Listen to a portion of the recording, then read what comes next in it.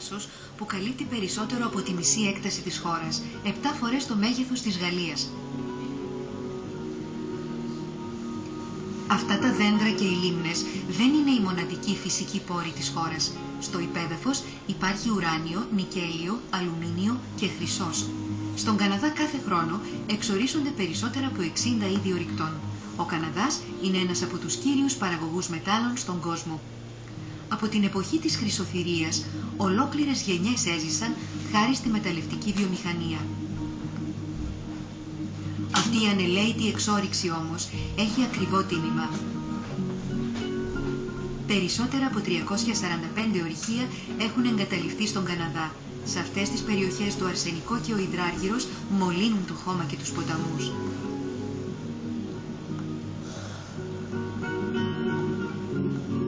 Ο Κριστιάν Σιμάρτ, επικεφαλής σε έναν από τους πιο σημαντικούς περιβαλλοντικούς οργανισμούς, μας δείχνει την καταστροφή που έχει προκληθεί από τα ορυχεία. Christian ne peut pas croire qu'on est ici, au milieu de la forêt canadienne. C'est un spectacle de désert, de fin du monde presque. Il n'y a plus de vie. Non, c'est ça. Pourtant, on est en pleine forêt boréale, mais c'est le fruit de l'activité minière, qui est une activité très importante au Canada et au Québec. Et malheureusement, on a exploité les mines sans se préoccuper où on mettait les déchets. On est où ici? Ici, on est dans le site Manitou. Il y a une mine qui a exploité pendant des années, plusieurs propriétaires, un après l'autre. Il y a eu une faillite à la fin et l'État s'est ramassé avec 11 millions de tonnes de résidus miniers qui dégagent une pollution assez extrêmement forte. Mais comment on a pu en arriver là? Parce qu'il y a un certain laxisme. Les compagnies minières promettent des emplois, veulent des profits, ça dure 10 ou 15 ans, le prix de l'or, le prix des minéraux fluctue, et après ça, on a fait les profits, on s'en va. Et bon, pression chez les politiciens, on est loin des villes, loin des citoyens parfois, oh, on cache un peu tout ça, et on commence avec une autre mine, et une autre mine, et une autre mine, et nous laisse sans l'or, sans les minéraux, mais avec énormément de déchets, et après il faut passer le balai, il faut nettoyer. Le Canada, c'est le grand pays des mines. Oui, ben en fait, 70% des compagnies minières mondiales ont leur siège social au Canada. Et pourquoi ils viennent ici? Ils ont des avantages fiscaux, des avantages qui sont très présents, très forts politiquement. Et les politiciens locaux, régionaux et nationaux ont eu tendance à s'aplaventrir dans le passé. Donc c'est un certain aplaventrisme contre lequel on lutte. Vous savez, ça date un peu de la ruée vers l'or. Certains prospecteurs réservaient des territoires en plantant des petits piquets comme ça. Et ce territoire-là était à eux, ils pouvaient essayer de trouver de l'or. Si on trouvait, ils l'exploitaient. Et ça a été poussé tellement fort, et maintenant c'est très moderne, on peut maintenant faire ça par ordinateur, d'un simple clic. On appelle ça le click and claim. On réserve des parties, on peut être à Hong Kong, on peut être partout à Moscou, et on réserve des parties du territoire québécois, et ça c'est par-dessus tous les autres usages, avec priorité. Et si vous trouvez, bien sûr vous devez vous entendre avec le propriétaire, mais sous menace d'expropriation. Et c'est arrivé d'ailleurs à Malartic. Et près de 200 familles ont été expropriées. C'est ce qu'on va aller voir maintenant. On va aller les voir. Το Μαλαρτίκ υφίσταται τις συνέπειες ενός νόμου που έχει ισχύ 130 χρόνων και παραχωρεί στα ορυχεία τη δύναμη του χρυσού. Αυτή η πόλη με πληθυσμό 3.500 κατοίκους που μοιάζει με πόλη της Άγριας Δύσης είναι κτισμένη πάνω σε ορυχείο χρυσού. Η τιμή του πολύτιμου μετάλλου έχει τετραπλασιαστεί τα τελευταία χρόνια, ανοίγοντας την όρεξη της εταιρείας ο Cisco. Ξεκίνησε ένα τολμηρό έργο νότια της πόλης, συλλέγοντας τίτλους για δικαιώματα εξόρυξης για να ανοίξει το μεγαλύτερο υπαίθριο ορυχείο της χώρας. Έχει παραμείνει ένα τεράστιο εργοτάξιο στην καρδιά της πόλης Μαλαρτίκ. Οι κάτοικοι αναγκάστηκαν να πουλήσουν τα σπίτια τους. Μόνο ένα στέκει όρθιο σε αυτό το σεληνιακό τοπίο. Ανήκει στο Κεν Μασέ, ένα σκληροπυρηνικό που αρνείται να παραδοθεί.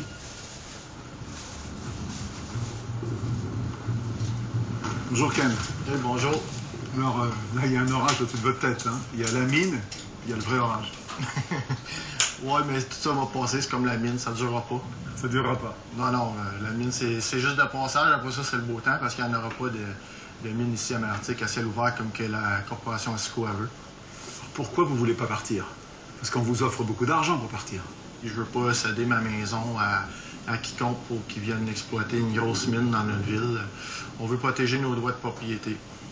Est-ce que la ville vous soutient? Ah, pas du tout. La ville a travaillé en collaboration avec la mine pour le développement du projet. Alors, le paysage a complètement changé. Si ici on était au milieu d'une petite ville, il y avait toutes les maisons autour de chez vous, là il n'y a plus rien maintenant.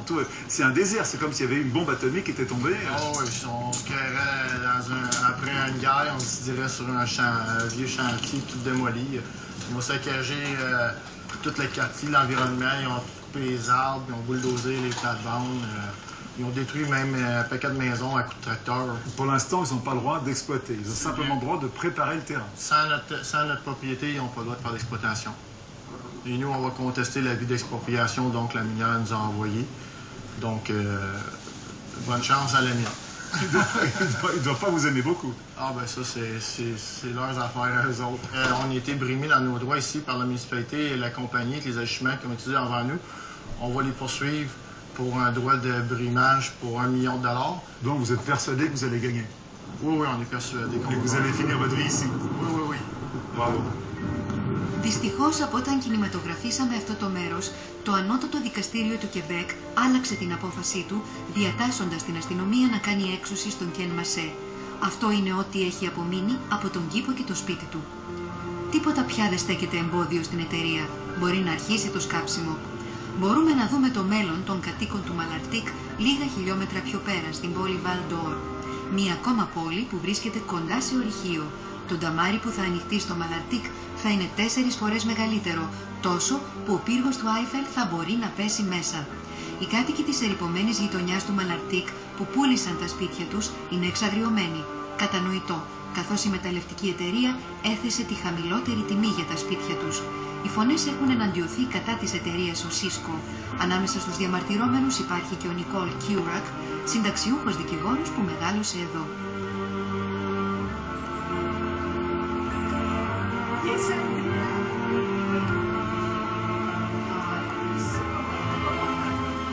Toute cette terre ici n'était qu'une immense mine d'or, mais elle était souterraine. Donc les gens ont construit sur les mines. Ils savaient qu'ils étaient sur les mines, mais ça gênait personne. Et qu'aujourd'hui, avec les nouvelles façons d'exploiter les mines, on arrive à extraire de l'or qu'on ne pouvait pas exploiter avant. Exactement. Mais c'est étonnant que la compagnie minière n'ait pas essayé de négocier avec vous tous ensemble. Vous êtes tous enfants de mineurs, une mine qui arrive ici, c'est l'intérêt de tout le monde de le faire les choses bien. Eux, ils ont l'impression qu'ils ont fait bien. Oui. Ah, je vous assure. Par contre, vous avez des preuves, chacun ici peut témoigner de quelque chose qu'il a vécu, à mon avis, qui est une profonde injustice pour plusieurs. Donc vous tous, vous avez été expropriés, ou du moins ou alors vous avez décidé de vendre votre maison à la mine. Vous avez été obligés. Mais la compagnie Osisco a tellement réduit la valeur de nos maisons, et c'est comme si ça valait plus rien, nos maisons. Alors voilà comment on a été forcés d'aliéner nos maisons, aliéner nos droits. Puis la compagnie s'en est emparée, puis elle les a démolis complètement. Pour vous, la compagnie minière, elle est aussi puissante que Dieu. Après Dieu. Après Dieu. Après Dieu. Juste après Dieu. Oui. Ils ont tous les droits. Ils ont tous les droits. Qu'est-ce que tu fais devant quelqu'un qui a tous les droits? C'est infini. Et vous, monsieur? Moi, c'est qu'au début, j'étais de ceux qui voulaient peut-être vendre parce que il semblerait que c'était alléchant ce qu'ils nous proposaient. Mais vu que j'étais simple mineur, moi j'ai tout le temps travaillé des mines, je ne connaissais pas la loi, mais ça a été le malheur de ma vie parce que je suis ruiné pour au point de vue monétaire. Aujourd'hui, je vis de l'aide du gouvernement. Mon père, mon grand-père, était mineur, il a vécu ici. Puis jamais on s'est interrogé sur la mine. Puis là, c'est maintenant, tu dis, mais voyons, c'était censé. C'est immoral, ce projet-là. C'est totalement légal, mais c'est immoral. Ça n'a pas de bon sens qu'un gouvernement se travaille ça. On protège les animaux, on protège les plantes, les milieux de reproduction animale, on ne protège pas le milieu de reproduction humaine. Ça n'a aucun sens. On a des enfants. Moi, je veux que mes enfants soient fiers de moi. Tu sais, on est peut-être pauvres, mais on est digne. On mène un combat digne et honorable. Αυτοί οι κάτοικοι έχουν συγκροτήσει ένα συνασπισμό που σύνθημά του είναι «Το Κεμπέκ μπορεί να έχει καλύτερο ορυχείο». Σκοπός τους είναι να αλλάξει ο νόμος για να μην υποστούν και οι επόμενες γενιές τον ίδιο εφιάλτη. Στην περιοχή έχουν προγραμματιστεί άλλα 5 έργα για υπαίθρια ορυχεία. Alors comment vous combattez? Parce qu'en fin de compte, vous avez tous perdu votre bataille quelque part. Ah, c'est ce que les gens nous disent. Non, vous ne l'avez pas perdu. Non. La guerre n'est pas finie et n'est pas perdue. La plus grande victoire, puis je le répéterai jamais assez, c'est qu'on a fait sortir le débat des mines de Malartic, de l'Abitibi et même du Québec et même du Canada. Jamais, jamais l'industrie minière n'avait eu de compte à rendre à qui que ce soit. Et tout à coup, ça déborde. Évidemment, comme c'est une région éloignée, une région ressource, ça n'intéressait pas les Montréalais, les Québécois, le reste du Québec, mais maintenant, ça les intéresse. En fin de compte, vous vous battez non plus pour vous vous battez pour les autres. Exact. Et c'est un beau combat. On le pense, hein? Les prochains projets. Oui. Les prochains projets, il faut que ça se fasse en ville comme ça n'a aucun sens. Parlez-moi des problèmes écologiques que la mine va créer. Parce que bien sûr, c'est du cyanure, ça va être un trou énorme, ça va être beaucoup d'eau, de la poussière, ça va être invivable ici. Alors, pendant l'exploitation du projet, c'est l'utilisation de 25 millions de litres d'eau. Par jour? Par jour. 10 tonnes de cyanure par jour. 30 10 tonnes de cyanure 10 par jour. tonnes par jour. Et c'est 155 000 tonnes par jour qui vont être dynamitées. C'est l'utilisation de pierre. Alors, c'est la montagne de résidus miniers qu'on aura de l'autre côté. Ça va nous laisser une fosse de longueur de plus de 2 km dans la ville. Et tout ça pour combien d'or? 9 mètres cubes d'or. C'est pas gros. C'est ça qu'on appelle la fièvre de l'or. 9 κυβικά μέτρα σημαίνει ότι η εταιρεία σχεδιάζει να εξορίξει 170 τόνους χρυσό σε 10 χρόνια εκμετάλλευσης, συνολικά περίπου 5 δισεκατομμύρια ευρώ. Σήμερα οι κάτοικοι του Μαλαρτίκ θέλουν να πιέσουν την ΟΣΥΣΚΟ να γεμίσει τον ταμάρι και να πληρώσει για τον καθαρισμό της μόλυνσης μετά το κλείσιμο. Ο καθαρισμός των εγκαταλειμμένων ορυχείων στο Κεμπέκ θα κοστίσει 260 εκατομμύρια ευρώ, σταγόνα στον ωκεανό, συγκριτικά με τα χρήματα που θα βγάλει η μεταλλευτική εταιρεία. Ωστόσο, μόνο τα μισά κλειστά ορυχεία αποκαθίστανται, όπως εδώ στο Μανίτου, διοχετεύοντας τα απόβλητα ενεργού ορυχείου 20 χιλιόμετρα μακριά μέσω ενός σωλήνα. Αυτή η στέρφα λάσπη είναι αναμειγμένη με οξύ που τη διαλύει. Σταδιακά, αυτό θα επιτρέψει στη βλάστηση να μεγαλώσει ξανά. Αλλά αυτός ο καθαρισμός της ρύπανσης είναι μερικός.